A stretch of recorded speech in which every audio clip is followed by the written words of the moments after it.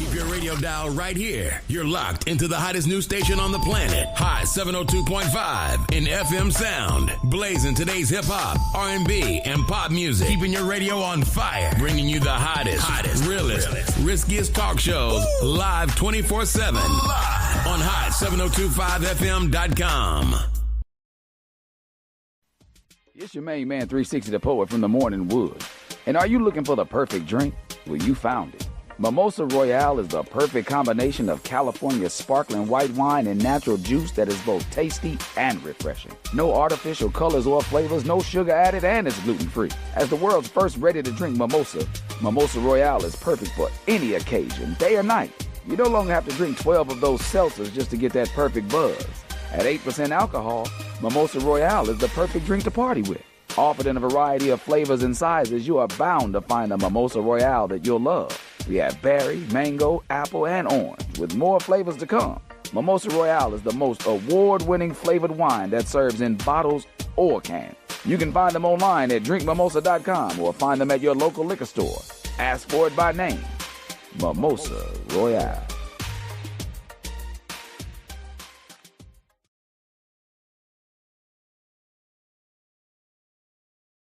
This is Her Flow from Hot 702.5 FM. Las Vegas, looking for a winner-takes-all way to burn off that extra energy? Welcome to Bouncy World, the ultimate climate-controlled indoor playground. We're stacking the deck with specials all week long. Cool off with Frosty Tuesdays featuring ice-cold treats for the kids. Then join us for free popcorn Thursdays, because nothing beats a salty snack after a giant bounce. And at Bouncy World, we believe every child deserves their moment to soar. Join us every Sunday from 9 to 11 a.m. for Sensory Sundays. We dim the lights and turn off the music to create a calm, inclusive space designed specifically for our neurodiverse community. At Bouncy World, we fly high. From high-flying fun to inclusive play, we've got it all. Visit us at bouncyworldlv.com to book your party or check our open play hours. Bouncy World, jump into the fun today.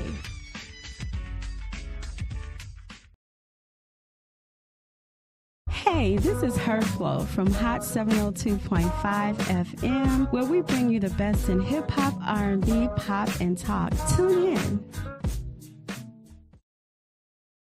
Hey, this is The Flow from Hot 702.5 FM, Risky Radio. Tune in every Thursday at 5 p.m. to listen to dope people, dope topics, and dope vibes. Hey, thank you for tuning in. You have tuned into The Flow with Her Flow right here on Hot 702.5 FM, Risky Radio. You guys, it is Thursday again and 4 p.m. And guess where you are? You're right here with me. You guys, if you get the opportunity, make sure you listen to us here on Hot 702. You can go to Alexa and ask Alexa to download the Hot 702.5 FM app. You can go to Twitch. You can go to Facebook. You can go to IG. We are everywhere. I'm just telling you, everywhere you want to be, we are, but we're not MasterCard, okay? I'm just letting you know. All right, so this is the thing. Every week I have a special guest, and this week is not like any other. I always have somebody very special, and we're going to bring him on. His name is Thomas Barg, and he's done a lot of things in the film industry that he's going to talk about. We're going to have fun today. We're going to talk about some of the tea that he's going to tell me about. We want to talk about Coolio, too, because he did tell me about Coolio, so we're going to talk about him. But let me tell you, I'm going to introduce him. I'm going to let him introduce himself. And then after that, we're going to go to one commercial break, and then we're going to come back. So welcome. Hi. Hello. How are you? I'm doing good. Thank you very much. How are you? I'm glad to have you here. Pleasure to be here. Yeah, I've been trying to get you here for a minute now. A couple months, I think. Yeah. Yeah. So his name is Tom Barg. And Tom is an assistant producer. He does movies from time to time. And he also is a musician and musical artist. I'm going to say musical genius because I'm putting it out there for you. I'm not going to argue with you. and musical and production supervisor. You've done a That's right, lot of production. Yes. Which I'm really excited to talk about today. Yes. And I really don't want to get into it all, but you've worked with Warner Brothers. You've worked Beautiful Minds. I used to love that show. You've also worked with Weeds on Showtime. Weeds, right? yep. And a lot of different others. So we're not going to really get into it. We're going to do it one commercial. I just wanted to bring you on, and then we're going to come back and you're going to talk to me. That's what you're going to do. I'll You're tell gonna you bring whatever me you the want to tea. know. Okay. Now, okay. Watch out there now. I have nothing to hide. All right. So listen, you guys, we're going to come right back. You're listening to The Flow with Her Flow right here on Hot 702.5 FM Risky Radio. Come on back with me.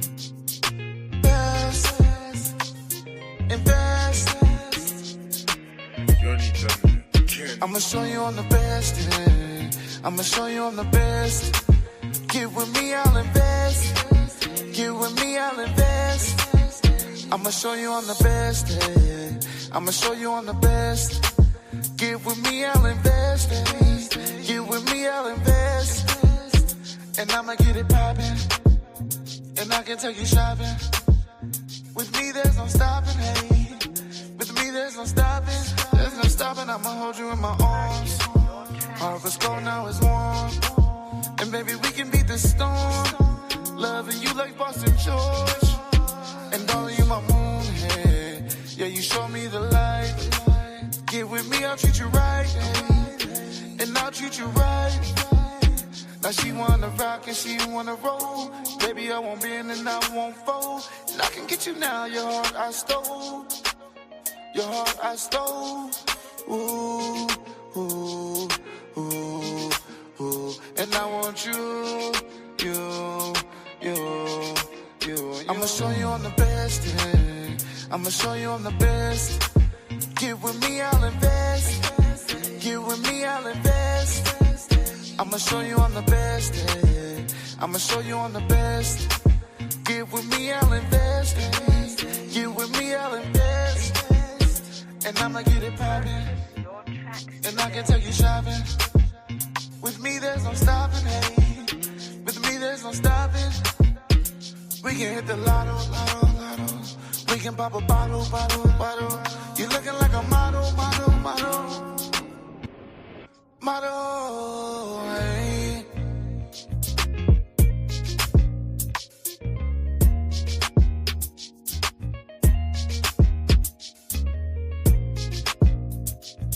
Invest.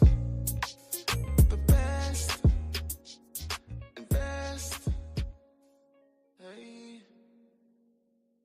You're listening to Her Flow from Hot 702.5 FM Risky Radio. Tune in to The Flow, where we're bringing you the best in hip hop, R&B, and talk.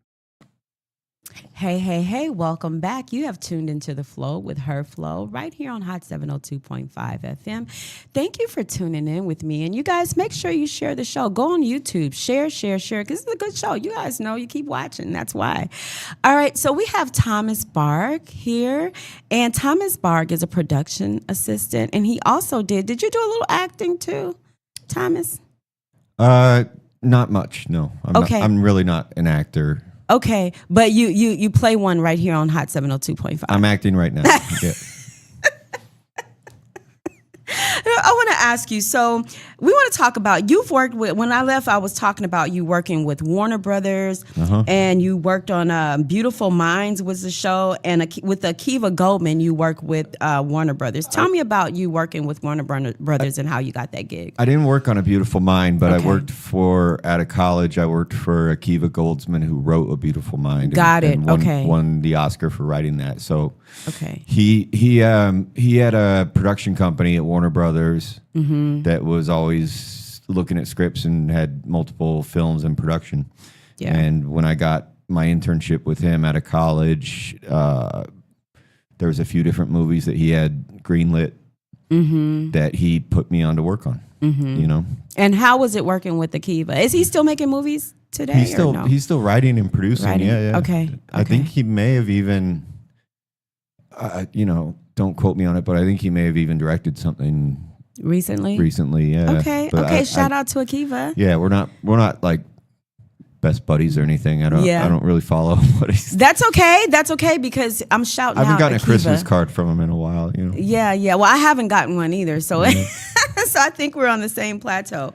And I want to talk about Weeds and Showtime. Weeds, yeah. What happened with that? So after working for Akiva, you kind of take any gig you can get to just work is work, Yep. And I somehow ended up at on a brand new show for Showtime called Weeds. Nobody'd ever heard of it. And it, obviously everyone knows what it's about. It's about a single mom who's trying to make ends meet. So she starts selling weed in the suburbs. And it was really clever and really well written and really funny. And I ended up working on that for a couple of seasons, and it was great. It was my first television show. Oh, really? Yeah. Okay. Yeah. And how did you make your way to Weeds?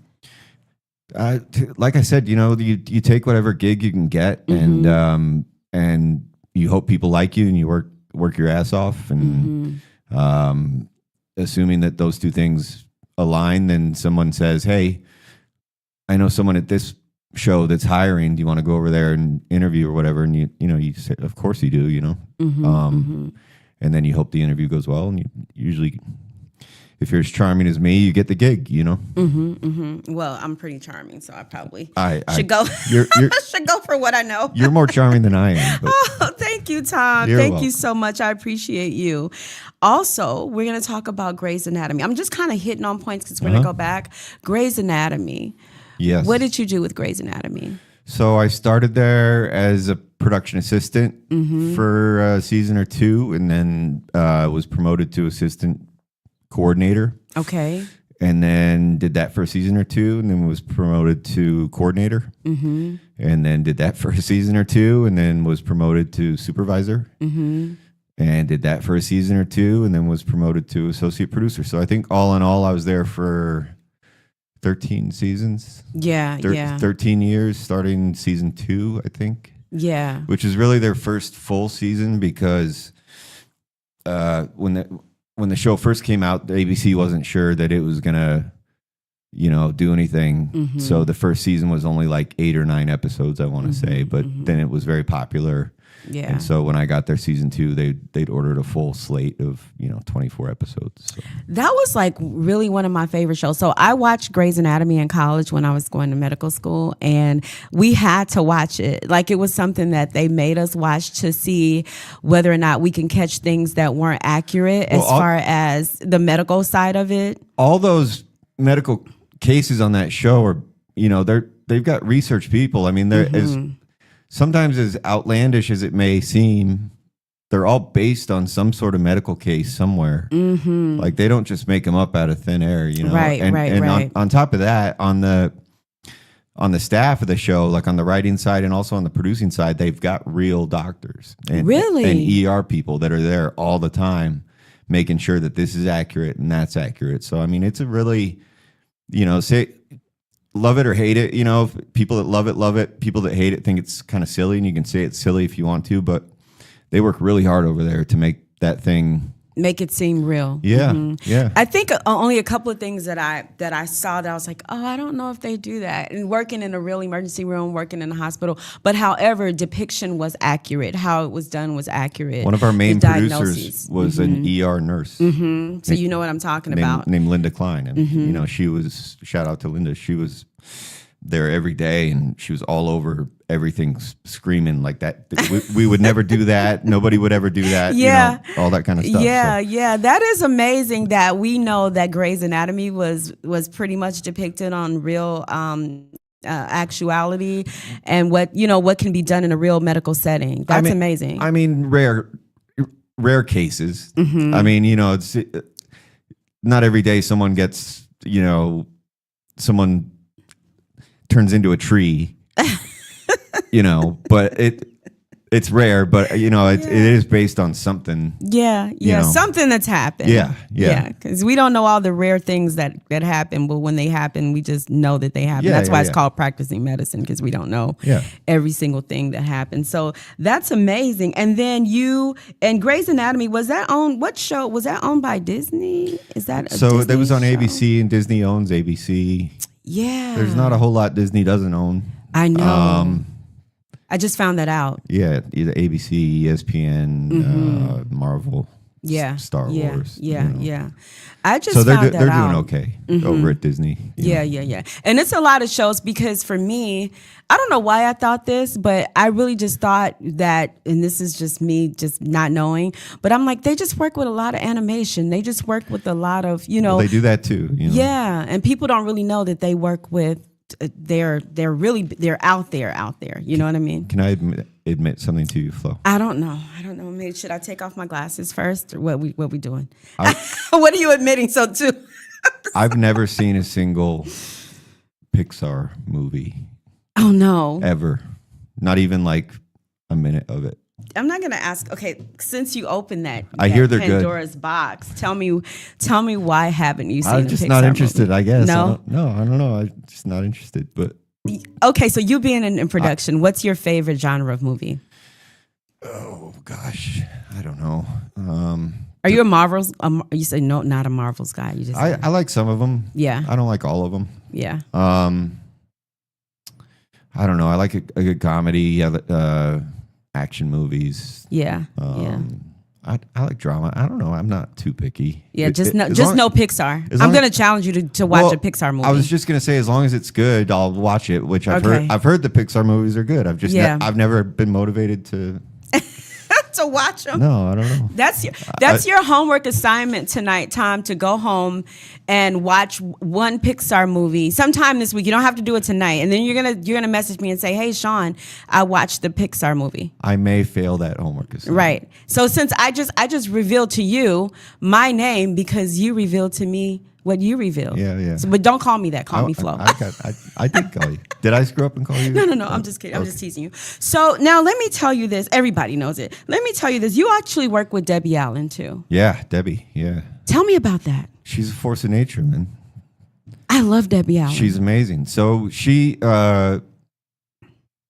came on to Grey's. I don't even want to guess.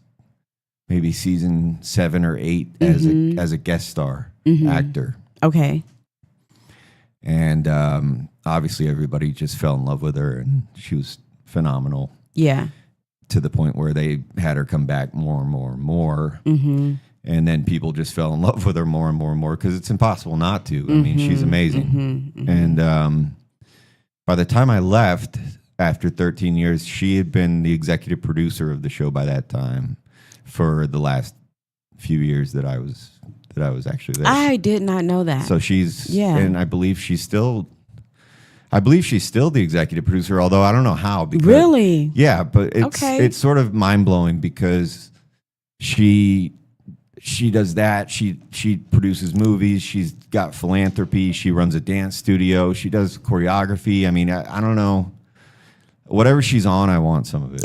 You know, she's been around a long time. Yeah. Because am I right? I don't remember these facts. So tell me if I'm wrong. Phylicia Rashad's sister to Debbie Allen. Sister-in-law.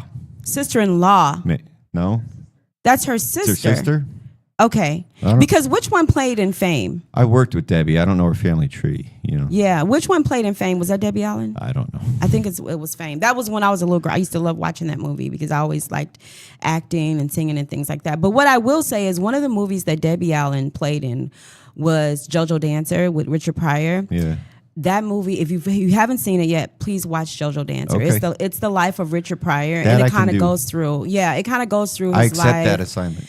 You accept that assignment? Yeah. All right. Let me know if you don't, because I'll give you another one. The last time I saw anything remotely about Debbie Allen, I was watching that HBO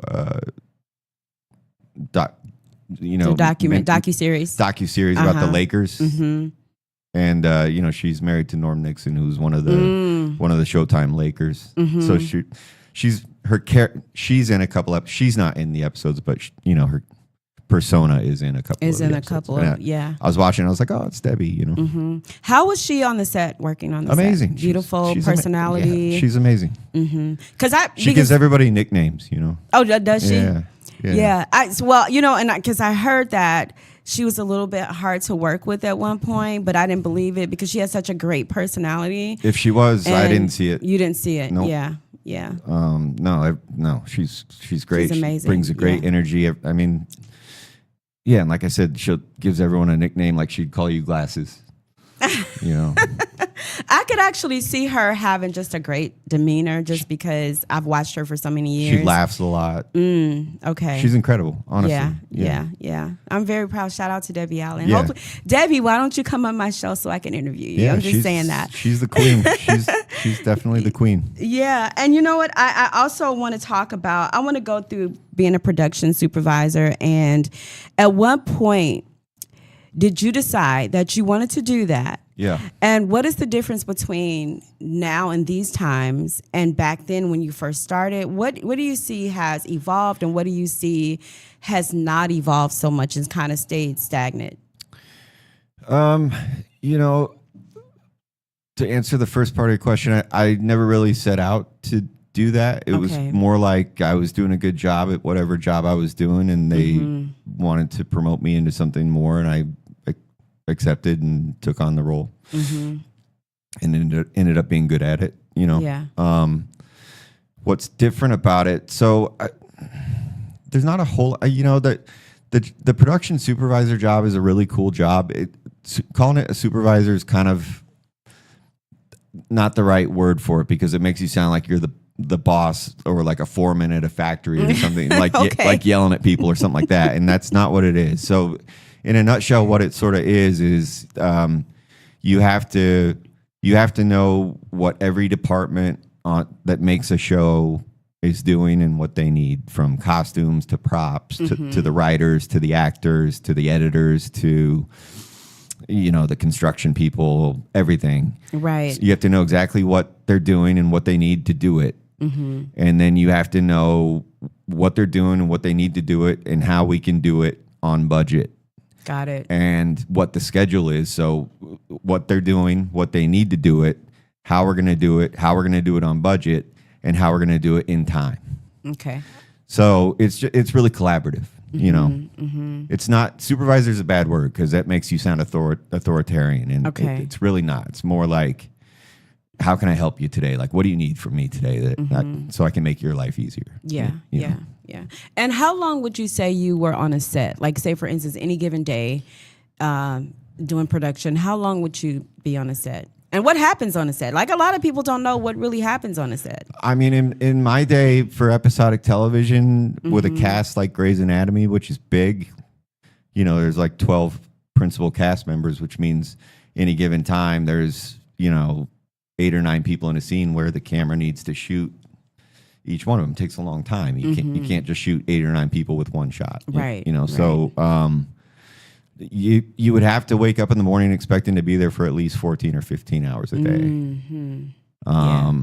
If you didn't, if it was a 12-hour day, you felt pretty lucky. And if you didn't have to work that weekend, you felt pretty lucky about that too, because that came up a lot too. Yeah. So basically on any given day, you usually get there about an hour before what they call crew call. So crew call, say it's like 7 a.m. That's when the crew all shows up, and then it usually takes about an hour and a half for everybody to get set up and get rehearsed for the first scene or the first shot, whatever the director figures out, and then you start shooting, and then you just basically like chopping a tree down. You just chop away at it. Yeah, until it's all done. You don't always finish during the day. You don't always complete your day. Sometimes you do the best you can, and time runs out. Yeah. You can't keep people there for 18 hours because at some point you have to, put people behind the wheel and send them home, and it's just not safe anymore. So at some point you pull the plug, and you whatever you didn't get today, maybe you'll try and get it tomorrow. Yeah. So let me ask you this. What do you think about AI and how AI is in productions? versus real props that they used to have, like back in the day, moving the props around, and now you can have a green screen or white screen or whatever. Do you think in this day and age that you find it better and more, it's because it's less personal now that people are just kind of using the AI? Well, I don't know a whole lot about AI. I don't use it, although I should do more research on it because I know it's really coming, but you bringing up green screen is a good example because before green screen, they did everything practically. So, you know, like in the 70s when, you know, Christopher Reeve was Superman and he was flying or whatever, they didn't have green screens back then, or maybe they did, but it was really new. But for the most part, they would put them on cables in front of like a space backdrop and kind of fly them around, fling them around, you know? Yeah. So where I'm going with that is that at some point, they came out with the green screen and they didn't have to put you on a wire and do all that kind of stuff. And I'm sure that the effects guys at the time that were used to the old way were like, we don't want this green screen stuff, you know, blah, blah, blah. We're used to doing it our way. I kind of feel the same way about AI. Like, I don't know much about it, but I feel like people are going to be resistant towards it. But at some point, everyone needs to kind of just embrace it and figure out how to make it work. And again, it's a collaborative medium. So let's figure out how to collaborate on it and make it work, you know? And if I'm being honest with you, which I think I am, most of the scared people about AI are like the creatives, like writers, because they think they won't be needed anymore. The scripts are going to get written without them. They don't. And I don't think that's the case. I think there's always going to be a human element to making movies, to the creative. You know, AI can do stuff, but AI doesn't have a heart, and AI can't, you know, pivot its thought really quickly, and all those things. You know, I think there's a way to blend it. Blend the two. Yeah. Yeah, because you still want to have a human feeling to the movie. I think you have to. I don't think that'll ever go away. I think people that are freaked out about it should relax. Yeah. I saw a documentary, was it day before yesterday? Yeah, I was looking at Angela Bassett playing Tina Turner in What's Love Got to Do with It. And she had a lot of little accidents during the making of that movie. She actually, one of the scenes where she had to fall behind the couch, Ike was talking to her and she broke something. I think it was her wrist, if I'm not mistaken, or something. She would stay for 14 to 15 hours dancing in the studio trying to get the moves right. You know, she lost a lot of weight just to get to that part. And they cast it. They wanted Janet Jackson. They tried to cast, it was a few more people that they tried to cast in that movie. But I saw how it was so real, bringing the human factor in. She really made the movie, to me. She really did that. You know, for 14 hours she's dancing, 14 hours she's on set, 14 hours or 15, or sometimes, she said even sometimes as long as 18 hours. Feet blistering, feet hurting. So when you talk about the human, and Tina Turner was there with her. Yeah. To try to get, before she, of course, rest in peace, rest in heaven, Tina, we love you. She was there trying to get those moves right. And even during the movie, one of the things that they brought was that Tina had to come on and say, that's not how things went. Let me show you how, this is how it really happened to me. And the producer was like, well, we don't want to add that aspect to it. You probably can't do the real thing. And you probably can't do the real thing. But that goes back to having that, because that was a blockbuster. And it goes back to having a human aspect to a movie versus just using AI. And I agree with you that there should be both aspects to the movie, to making movies. Yeah, somebody that does, I think, kind of what you're talking about too is visual effects, you know, versus like practical effects. So like blowing something up versus like just having a computer blow something up.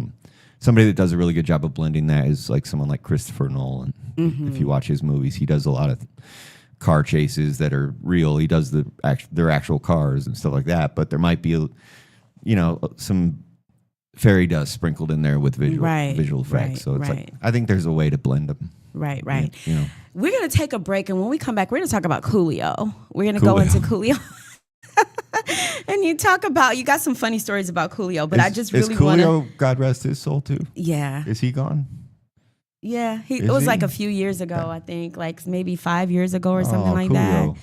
Yeah, he's. I can't even remember. The crazy part about it is, what's the song? Fantastic Voyage.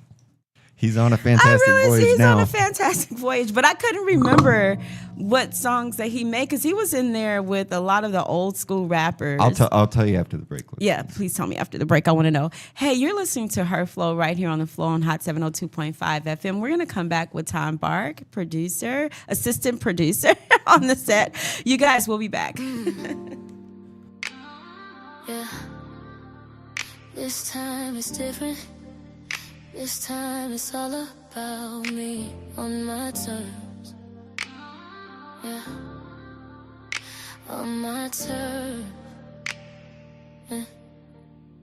I walk in shining, head held tall. No second guessing, I deserve it all. Not the woman who waits in line. Yeah. I set the tempo, I draw the line.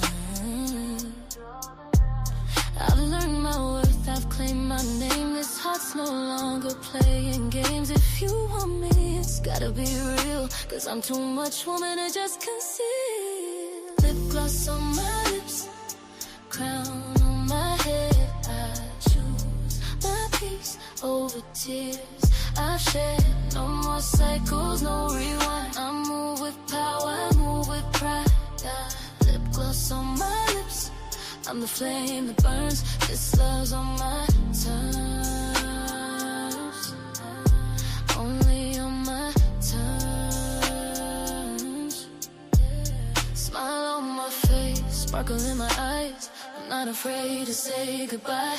I've been the dream, I've been the muse, but this time, baby, I get to choose. No more begging, no compromise. I see the truth through all the lies. If you can't love me for all I am, I'll walk away. I know I can, yeah. Lip gloss on my lips, crown on my head.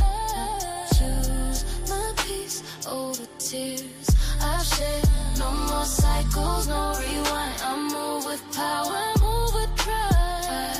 Lip gloss on my lips, I'm the flame that burns. This love's on my terms, only on my terms. I'm not a secret, not second best. I won't accept a love that's less. The game has shifted, the tables turned. This queen knows the throne she's earned on my terms. Yeah, on my terms.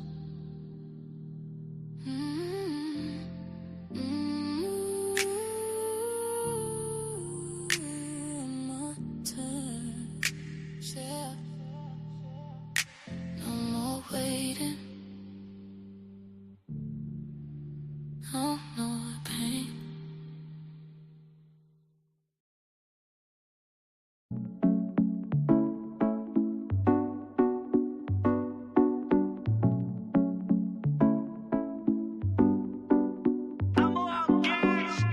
If I give all my time, you ain't gotta try.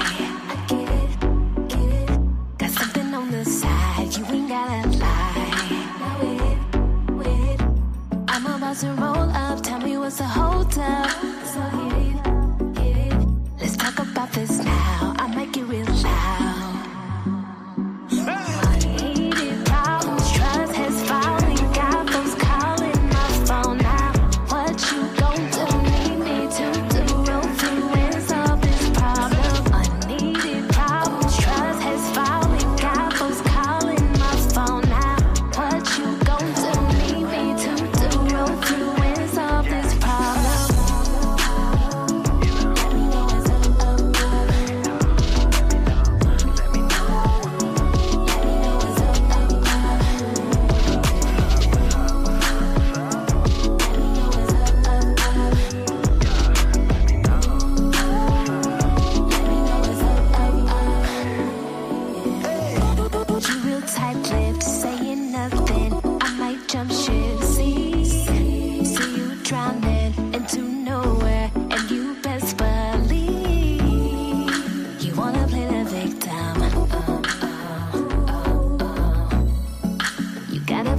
victim.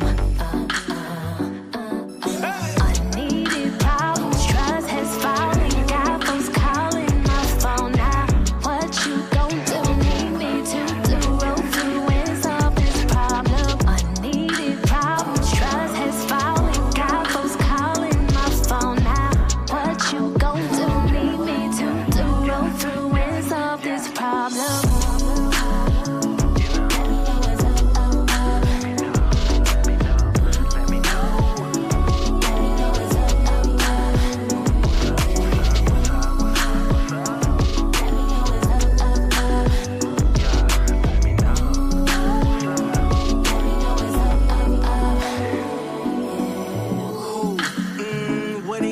I know you run your sister, so I'ma just keep it crisp. Ooh-wee, believe me, I love what you got. But I'm young and I'm dumb, running straight to the top. Leave it, color-coded, with it. Love whenever you be showing emotion, yeah, that mean I got you. To be honest, ain't a lot of chicks that really top you. And you know I'm with it, nothing to lose. You got the juice, I be around some groupies, but I'm not into those.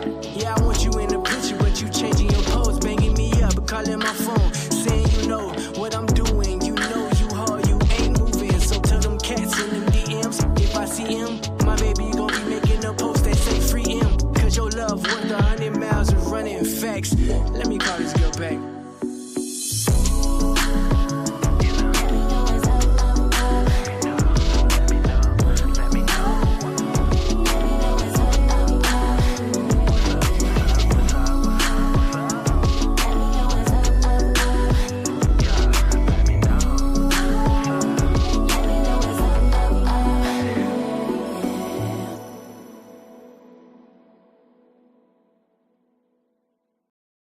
Hey, this is Her Flow from Hot 702.5 FM, where we bring you the best in hip hop, R&B, pop, and talk. Tune in. Hey, we are back right here on the flow with Her Flow here on Hot 702.5 FM. Listen, every single week I am here at 4 p.m. blazing hot right here. You guys, listen, if you haven't listened to the flow, I need you to do me a favor. This is your assignment for everybody's getting an assignment today. So I need you to go back. I need you to go to YouTube. I need you to go to Twitch. I need you to go to IG. I need you to go to every social media platform that you can find that has Hot 702 there. And I need you to watch me, the flow. Okay, that's what I need you to do. Go to YouTube today and share it. That's what I need you to do. We are back here on the flow with Her Flow, and we have Thomas Bark here, production assistant, and he's done a lot of amazing things. And if you didn't hear, you got to go back. Like I said, you got to go back. All right. You're blazing really hot today, by the way. Blazing hot. Thank you. But Thank because you. I'm here, though. Oh, that's okay, the reason. Okay. I'll take that tea. I'll take it. All right. I'll take that tea. It is because you're here. Because without you, guess what? I wouldn't be having the show today. So I thank you. I appreciate you. I did comb my hair for you. So. You did. I was going to tell you, Tom, don't forget to do that before you come on the show. And you did it. I'm proud of you. So before we get started, I'm going to show you this. Tom has a CD that I want you guys to see, and it's called Callahan Rock Strap. And it's got songs like Ready to Roll, Get the Hell Out of Here, Moving On, Sick in the Head, Wouldn't Change Your Mind, and a whole lot of different other songs that you guys, where can they find this at, Tom? Yeah, so I had that at home to bring you as a visual aid, but not you are funny. Not many people buy CDs anymore. But, I think you missed your calling. But we're available on Amazon, iTunes, Spotify, Pandora, wherever you get your music. You can find Callahan. That's what's up. So That's what's Callahan up. with one L. Yeah, Callahan Rockstrap. And I like all kind of music. I get into rock. I get into jazz, R&B, neo soul. I'm into everything because I'm a singer, so I get into everything. Mm-hmm. Also, you brought me a beautiful. Look at that. That'll be $10. $10. No, oh, you didn't tell me that. No, Here, no, just kidding. All right, $5. You didn't tell me. Okay, I'll take $5. I'll take it for $5. This is a nice shirt. This is. How did you know? Oh, you told me green. Yeah, we talked green about your color. Yeah, green is my color because it's the color of money. So I really like green a lot. So if you guys get an opportunity, Callahan, go to Spotify and all those other platforms that he just named and take a listen. I listened to it. It's very good. Yeah, it's kind of funny. So that one's called Rockstrap.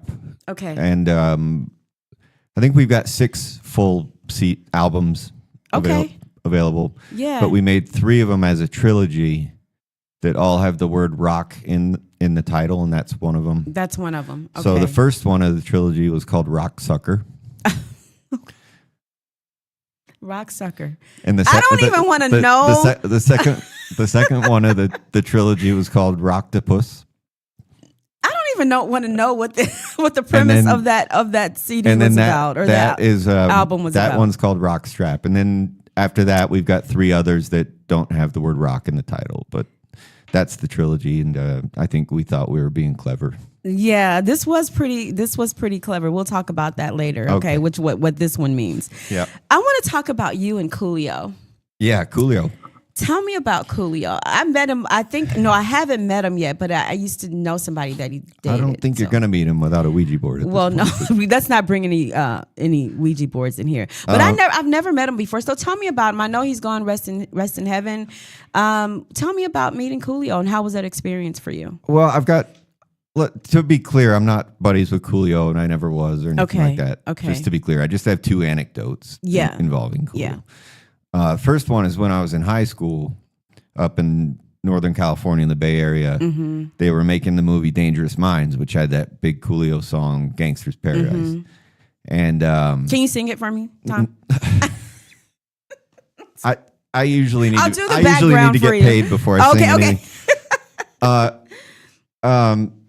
But it's about, a teacher teaching in an inner city high school and getting through to kids who are having a tough time or whatever. Yeah. And it's based on a book called My Posse Don't Do Homework, written by a teacher that was a teacher at my high school. Mm-hmm.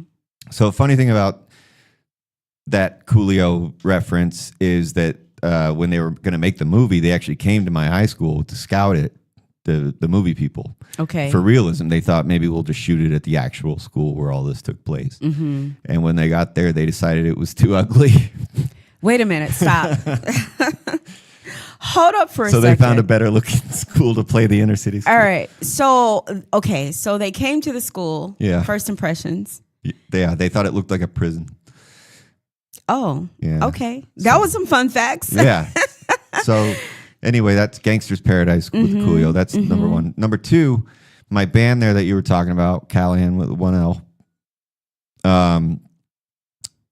We were playing a show in LA at the club called the Roxy, famous club on the Sunset Strip. So I've heard of the Roxy. There's 4 main clubs down there: the Troubadour, the Roxy, the Whiskey, and the Viper Room. Roxy's one of them. But anyway, so we had a gig I think that night, and we were there for sound check. Okay. Which you do in the afternoon, the day of or whatever, just to get all the amps dialed in or whatever. And Coolio came in because I guess he was playing the Roxy the following night, so he had a sound check. And so we finished our sound check, and then I went to the Roxy bar. Place was closed, but they gave me a beer. And I was standing there drinking a beer, and somebody came in and said, everyone's got to clear the room because Coolio is going to do his sound check, and he doesn't want anybody to see him, And I said, well, shit, man, I just ordered a beer.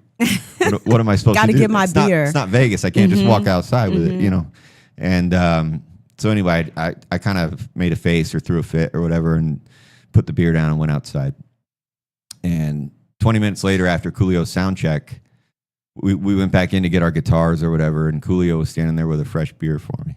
Oh, wow. Because he'd sort of overheard that I was unhappy that I'd lost my beer. Yeah. He's a sweet guy, so bought me a new beer. Was a sweet guy. And we talked during the break, and my station owner was saying how Coolio was and I didn't know that he actually was in a few movies. I didn't either, actually. Yeah. I believe it, though. I mean, Yeah. He's a good dude, and when you're a good person and people want to be around you, they want to have you around, and I get it. Why you want to put them in something. Exactly.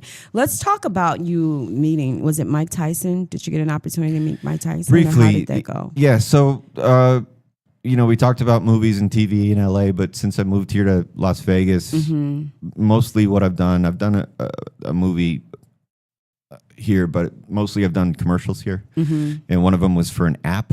I don't even remember the app or what it does. I'm not real techie. Okay. But anyway, the commercial starred Mike Tyson, and the premise was that it took place at his mansion, and he was sort of puttering around his house with his phone, trying to figure out how to use this app or whatever. Yeah. So got to hang out with him for a day or whatever. You know what's so funny? So I don't even know. So Mike, if you're out there and you're listening to me, if you get a chance to listen to me, let me tell you. So I believe I met you at the Dunkin' Donuts right on Tropicana some years ago, and you were with your aunt, and you told me you were your brother. That's what I just remember that. It was some Orr stuff, Mike. We're not going to talk about it on air, but I'm just saying, like, I remember meeting you at the Dunkin' Donuts. So he's quiet. That's why I was like, okay, he's a pretty quiet guy from what I fathom. Yeah, all I can say is that he showed up on time, and he hit his marks, and he was real quiet and polite, and you know, I've got both my ears after the situation. So yeah, that's a good thing. So let me ask you this. Right now, because have you done any independent films? Like you did assistant production for? What are some of the films that you've done? So I've only done one film here in town recently over the holidays around Christmas time. Okay. And it was very low budget indie called, I don't even know what it's called because it had like a working title and they were trying to land on what they were going to actually, call it. Yeah. And I think it's going to go to, it'll probably end up on like BET or something like that. It won't be in the theater, but it won't. No, but it was it was fun. It was like a 2-week experience, and guns and drugs and gangs and running around town. And indies are kind of fun because you kind of don't know what you're doing on a day-to-day basis. So it's like you wake up and it's like, where are we going today? What are we shooting? Oh, we're going there? Okay. And I will say that BET Plus is now a bigger network, so there are bigger movies that are on BET Plus. Yeah.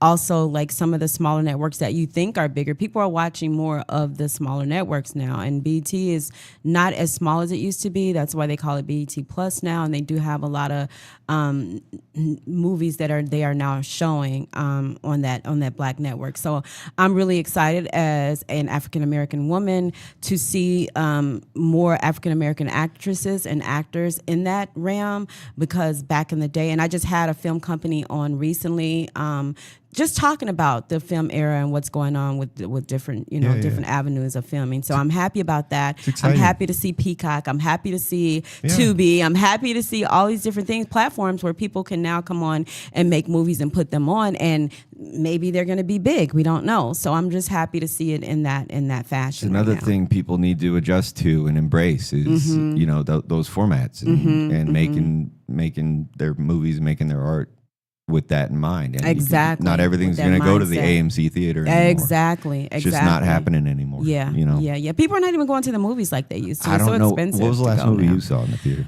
Oh my God. Let's not even say. What's the movie that was taken off from The Wizard of Oz? I can't think of it right now. Just recently.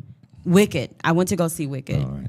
And that was I've seen a movie since then, but that was the one that I really, really remember that I really enjoyed, because I was a big Wizard of Oz fan, and The Wiz with Michael Jackson.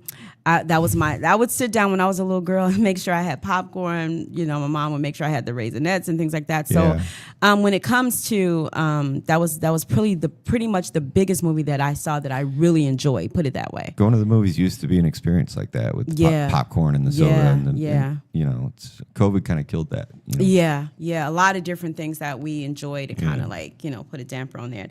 So I want to talk. We got about a few seconds, and I want to talk about you working in you work with horses. I do. Amazing. Are we running low? Just really quick, tell me. So what I'd really like to talk about, if we're going to talk about animals, would be this book I wrote. Let's talk about it. We got about maybe 2 minutes. Let's talk about this before we get off of air, because we get ready to leave, and I want to thank you for coming on.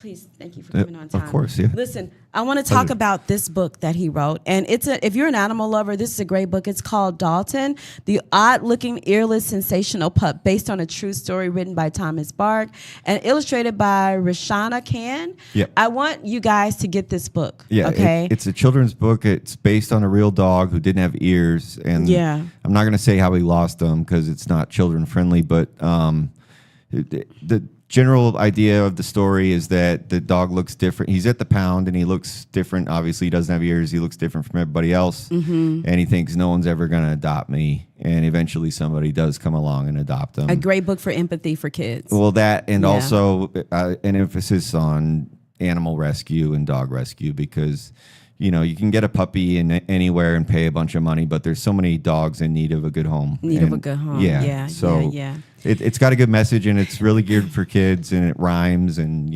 it's Dr. Seuss. You guys go get the book. Where can they find it? Amazon? Amazon. Yeah. Amazon. Yep. Okay. You guys, it is time for me to go again. It just seems like I never have enough time on this show. I never have enough time. But I will tell you, I'll be here next Thursday. I'll be here right here on the floor with Her Flow. You guys, thank you for tuning in. Thank you, Thomas Bark, for coming on. Pleasure. Tom, thank you. And you guys, meet me right here, same time, same station. Right here next week at 4 p.m. You're listening to The Flow with Her Flow right here on Hot 702.5 FM. See you next week. Hey, this is The Flow from Hot 702.5 FM, Risky Radio.